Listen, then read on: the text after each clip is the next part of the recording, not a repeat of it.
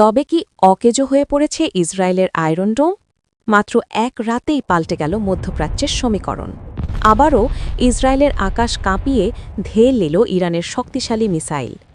তবে এবারে আর কোনো সাধারণ মিসাইল হামলা চালায়নি ইরান। এমন এক মিসাইল পাঠিয়েছে যা একসাথে লণ্ডভণ্ড করে দিয়েছে ইসরায়েলের ১১টি গুরুত্বপূর্ণ পয়েন্ট। তেল আবিব থেকে শুরু করে সামরিক ঘাঁটি, কোথাও মিলল না রেহাই। আয়রন ডোমকে ফাঁকি দিয়ে একটি মাত্র মিসাইল ব্যবহার করে এ বিশাল ধ্বংসযজ্ঞ চালিয়ে বিশ্বকে চমকে দিল ইরান। শুক্রবার রাতে অপারেশন ট্রু প্রমিস 4-এর ৮৪তম ধাপ হামলা চালিয়েছে ইরান। এ হামলার অংশ হিসেবে ইরান ইসরায়েলের রাজধানী তেল আবিব লক্ষ্য করে একাধিক ক্ষেপণাস্ত্র নিক্ষেপ করেছে।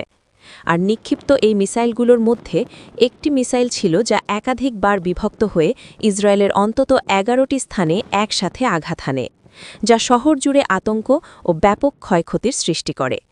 এদিকে ইসরায়েলি গণমাধ্যম বলছে, মিসাইলটি বিস্ফোরণের ফলে ভবন, সড়কসহ যানবাহনে ভয়াবহ ক্ষতি হয়েছে, আর ধ্বংসাবশেষ ছড়িয়ে পড়েছে বৃহত্তর তেল আবিব অঞ্চলের বিভিন্ন স্থানে, যার কারণে জরুরি উদ্ধার কার্যক্রম দ্রুত শুরু করা হয়। হামলার পরপরই ইসরায়েলের হোম ফ্রন্ট কমান্ড ক্ষতিগ্রস্ত এলাকাগুলোতে উদ্ধার ও তল্লাশি দল মোতায়েন করে। স্থানীয় সংবাদমাধ্যম চ্যানেল 14-এর খবরে বলা হয়েছে, এই হামলায় অন্তত একজন নিহত হয়েছেন। এই হামলার আগে অবশ্য ইসরায়েল জুড়ে সতর্কতামূলক সাইরেন বেজে উঠেছিল, বিশেষ করে নেগেভ মরুভূমি, বিয়ারশেবা, আরাদ এবং আশকেলন অঞ্চলে বাসিন্দাদের নিরাপদ আশ্রয়ে যাওয়ার নির্দেশ দেওয়া হয়েছিল।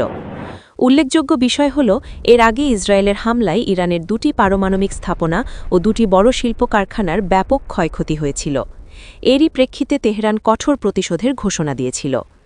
বিশ্লেষকদের মতে এই পাল্টাপাল্টি হামলা মধ্যপ্রাচ্যে বৃহত্তর সংঘাতের ঝুঁকি আরও বাড়িয়ে দিচ্ছে এবং আন্তর্জাতিক অঙ্গনে উদ্বেগ সৃষ্টি করছে। সবশেষ পরিস্থিতি কোন দিকে মোড় নেয়, সেটিই এখন বিশ্ববাসীর প্রধান নজর।